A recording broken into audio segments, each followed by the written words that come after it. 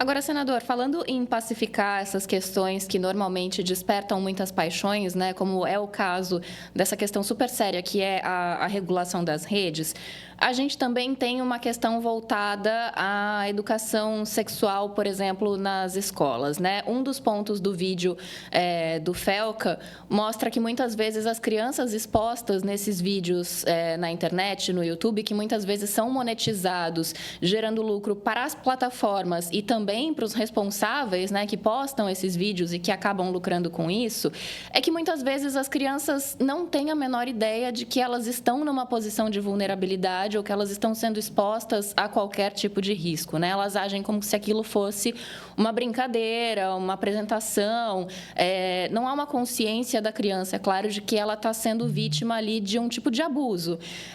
E quando a gente fala em educação sexual nas escolas, os especialistas são unânimes em dizer que isso é importante para que as crianças tenham noção desse limite, né? Do que um adulto pode fazer quando está na presença delas, de onde elas podem ser tocadas, de que maneira elas podem ser abraçadas. E quando a gente vai discutir esse assunto, é sempre muito difícil, porque há uma parte ali, há uma corrente política que age como se educação sexual fosse sexualizar as crianças na infância, quando na verdade não é isso. O senhor vê, a partir desse caso, a partir dessa discussão trazida pelo Felca, uma condição para que isso seja também pacificado, para que haja um diálogo sobre isso e a gente chegue até um senso comum de como as crianças podem ser protegidas desse tipo de coisa a partir da educação? Sim, evidentemente não nesse projeto específico, mas se abre todo um novo campo de debate. As pessoas estão prestando mais atenção nisso. Não tem dúvida que empoderar essa criança, capacitá-la, dar mais ferramentas de defesa é importante. Fortalecer o laço familiar, aumentar a capacidade de supervisão dos pais é importante. Mas para o momento que nós temos, considerando a dinâmica das redes sociais, regulamentar as ferramentas é o caminho mais rápido e de maior efeito, porque eu consigo limitar o acesso dos criminosos às vítimas. Então, fazendo isso, eu vou reduzir o processo de vitimização. O volume é muito grande. E eu não posso, considerando essa revolução tecnológica, eu não posso colocar na mão de pessoas que não têm a menor consciência disso, o controle. Né? Eu vou dizer, olha, você é pai, a responsabilidade é sua, e seu filho acaba sendo vitimizado na rede social, a culpa é sua. Se ele tem imagens que ele colheu da forma mais inocente possível, utilizadas em redes de pedofilia, a gente tem que entender que tem um mercado financeiro imenso em cima desses conteúdos e ele é global. Não é de agora. A tecnologia só acelerou, agravou. Mas essa é uma realidade, infelizmente, na sociedade de muito tempo. Então, acho que o caminho que nós escolhemos e que o Senado votou e aprovou é um caminho eficiente.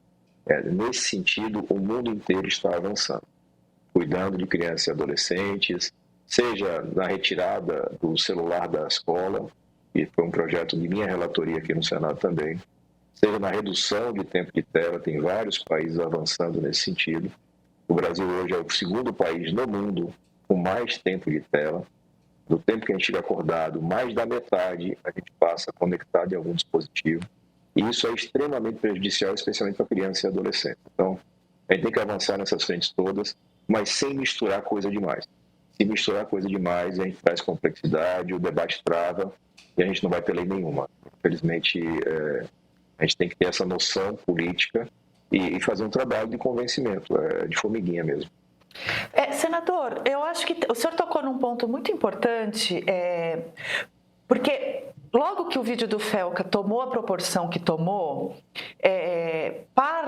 uma parte relativamente pequena, mas ainda assim bastante barulhenta, vamos chamar, de parlamentares, principalmente da extrema-direita, de um núcleo mais radicalizado, falou, olha aí, agora a esquerda vai usar este caso para promover censura, né? Para tentar empurrar uma agenda de censura. E o senhor fez uma diferenciação em uma das suas respostas que eu queria aprofundar um pouco de que forma que o seu projeto e outros projetos que o senhor esteja aí tomando conhecimento diferenciam, que é não censurar ou não bloquear conteúdos e sim ferramentas. E pelo menos foi isso que eu entendi de uma frase sua. Me explica melhor qual é a diferença, não sei se o senhor pode me dar um exemplo prático e o alcance que isso tem. Vou dar um exemplo na parte de combate à desinformação, que não está nesse projeto. Tem muita gente preocupada com desinformação, com fake news. A melhor forma de combater isso é você combatendo o uso de contas falsas. É uma ferramenta, contas falsas. Eu não tenho que entrar na seara da liberdade individual de manifestação. A nossa Constituição garante o direito de manifestação. Mas essa mesma Constituição vai do anonimato. Por quê? Porque eu posso falar qualquer bobagem que me dê na cabeça. Mas eu tenho que estar disponível para ser responsabilizado se eu ofendi alguém, se eu cometi algum crime. Então, essa lógica de cuidar das ferramentas e não do conteúdo é muito importante. No projeto específico que a gente está tratando, proteção de criança e adolescente, quando eu exijo que a plataforma identifique a idade daquela criança e que ela faça o desenho do aplicativo favorecendo a proteção da criança, quando eu proíbo essa plataforma de fazer perfilamento, o que é o perfilamento? É uma coleta de dados pessoais tão intensa que me permite saber que produto você sonha em comprar. Me permite desenhar publicidade direcionada. A gente proíbe isso para criança e adolescente no projeto. E é muito importante, porque eles são extremamente vulneráveis. Eu não posso permitir que tenha um uso comercial desses dados. Então, esse é um caminho que me parece saudável. Porque ele foge da discussão polarizada. Não interessa o conteúdo específico. Se o conteúdo, inclusive a gente cria na lei, na versão que foi aprovada aqui no Senado e continua no relatório do deputado Jadiel, um devido processo. Então, digamos que a plataforma identifica aquele conteúdo como um conteúdo prejudicial para a criança e adolescente, a plataforma remove. Ela passa a ter a obrigação de abrir um espaço de defesa para o usuário. O usuário tem que ter o direito de defesa e dizer, não, essa minha postagem não tinha objetivo nenhum de instigação a qualquer crime, é uma postagem natural, enfim. Se cria um devido processo, porque hoje tudo isso está na mão da plataforma. A plataforma já tem a informação, ela já tem a tecnologia, e ela não usa em benefício da sociedade.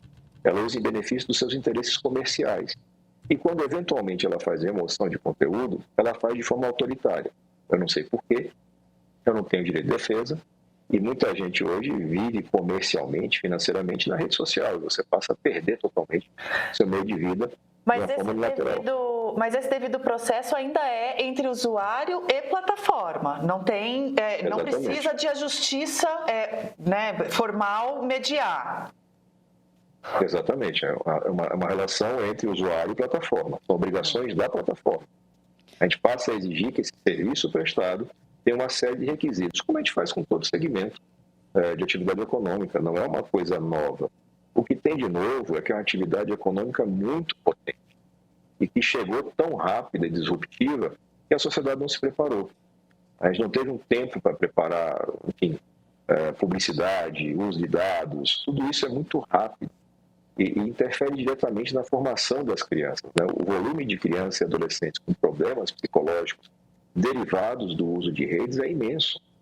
Isso gera custos financeiros para o Estado, isso gera dramas familiares, gera tragédias. Vocês da mídia estão noticiando aí toda semana suicídios, automutilação, casos de bullying, casos de homicídios em escolas, tudo isso fomentado no ambiente digital. Então, regulamentar essas ferramentas é muito importante e tirar qualquer tipo de discussão ideológica disso. Não há ideologia nesse tema, é proteção de brasileiros e brasileiras na situação extremamente vulnerável. E me parece que nós temos uma rara oportunidade no Brasil de ter sucesso nisso. Agora, de criar algum consenso, né? Diga, Lu. Não, tem uma questão que o Pedro Damasceno traz aqui que eu achei interessante, que ele fala dos mecanismos que já existem de fiscalização e punição para esses crimes, porque fora ou dentro da internet, a exploração infantil é um crime, e ele diz que se houvesse fiscalização e punição à altura, esse número seria muito menor, já existem órgãos para fiscalizar. E eu dei uma busca rápida aqui, a gente teve pelo menos 6 operações da Polícia Federal contra pedofilia ou exploração infantil nos últimos 12 meses. Todas elas têm números relevantes de presos, mas, ao mesmo tempo, dá a sensação de que esse trabalho de investigação e de prisão é um trabalho de enxugar gelo, porque outra coisa que é trazida nesse vídeo do Felca é que as pessoas burlam, né, os mecanismos que existem para que esse abuso seja identificado. Um dos mecanismos que ele mostra ali na busca dele é, por exemplo, o uso de GIFs em vez de texto ou imagens, porque é mais difícil você detectar um GIF na hora de punir ou de comprovar que um crime estava sendo cometido na internet. Então, eu queria ouvir o senhor um pouco a respeito desse desafio de fiscalização que existe hoje, de identificação dos culpados por causa dos perfis falsos, dos perfis que não são ligados a nenhum nome, e como é que esse projeto poderia auxiliar o trabalho da polícia, que me parece que já é feito de alguma maneira, mas que não encontra os recursos necessários para ser mais efetivo. Bom, primeiro você tem uma questão de volume de casos, né? O volume é muito alto. Então, o trabalho de combate pós-conhecimento do fato, ele não chega nem perto daquilo que é necessário. É mais ou menos como você entender por que eu continuo tendo focos de incêndio se eu já tenho fiscal do IBAMA na Amazônia. Eu continuo tendo focos porque a atividade é economicamente interessante, porque tem muita gente fazendo e a área é imensa. Então, eu consigo contratar fiscais suficientes para tudo? Não vou conseguir, eu tenho que mudar a lógica. É mais ou menos isso que a gente está fazendo, ele está mudando a lógica. A gente está trazendo a empresa para essa responsabilidade. Isso é muito importante. E outra questão para se observar é que quando a polícia entra em ação, é porque esse crime já aconteceu, ele está gerando vítimas reiteradas a ponto de chamar a atenção e de alguém fazer uma denúncia. Então, o que a gente tenta tratar é de prevenção, é evitar que o crime aconteça. E caso ele aconteça, que você já tenha mecanismos mais facilitados para a ação. A gente tem uma gravidade imensa no que está acontecendo. São muitas crianças vitimizadas. E esse processo, eu sou delegado de polícia de carreira, então trabalhei na criação da Delegacia de Proteção à Criança Vítima no meu estado, a Delegacia de Crimes Cibernéticos também foi criação, e eu fui o primeiro titular. Então, eu sei lidar com isso e tenho lidado com isso ao longo da vida, e eu sei do tamanho do impacto que você tem. Depois que o crime acontece, você tem ali uma família, uma vítima, que vai ter que passar por um processo longo de recuperação e que vai levar para o resto da vida cicatrizes pesadas. E a gente tem condições, as empresas já têm o recurso, já têm o dinheiro, já têm o pessoal, para poder evitar que esse crime aconteça, pelo menos dificultar muito mais.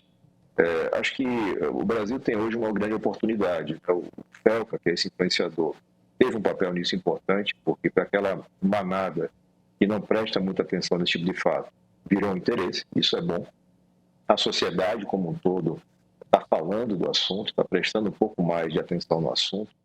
O julgamento de Jair Bolsonaro está chegando e com ele uma pergunta importante vem à tona. Após mais uma tentativa de golpe, quais são as forças que fazem a nossa democracia seguir firme? Apesar das disputas políticas intensas, é fundamental reconhecer os avanços que a nova república trouxe para o Brasil. Eleições livres, liberdade de imprensa, fortalecimento institucional e a garantia dos nossos direitos fundamentais. Milhares de pessoas já assistiram ao documentário Democracia, uma história sem fim, que reúne cientistas políticos, jornalistas, grandes especialistas para refletir sobre os desafios atuais, as conquistas históricas e os caminhos possíveis para fortalecer ainda mais o regime que define quem somos como país. Não fique de fora dessa conversa essencial para compreender melhor este momento político e valorizar a democracia que construímos juntos, já disponível no Meio Primo.